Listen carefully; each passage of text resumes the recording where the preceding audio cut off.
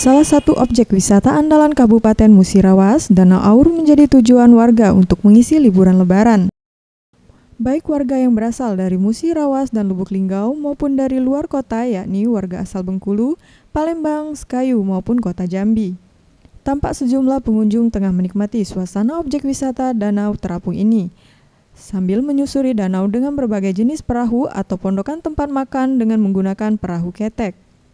Ramainya pengunjung di Danau Aur ini, petugas kepolisian dari Satuan Sabhara Polres Musirawas juga ditempatkan di beberapa titik, dan 1 unit perahu karet juga disiagakan untuk berpatroli menyusuri Danau Aur.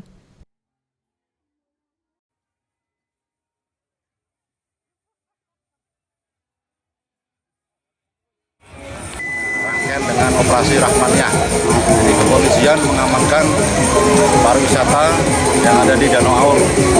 Pengunjung di Danau Aur sekarang sudah mulai ramai, ya. Maka polisi H+1 sudah melaksanakan PAM di pariwisata, karena di sini pariwisatanya banyak pengunjung yang memakai perahu apung, ya. Sehingga kita menurunkan perahu karet kita.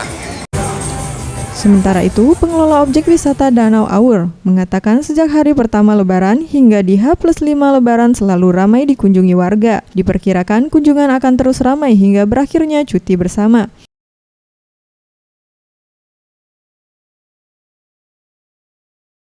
Tim Liputan Sriwijaya TV.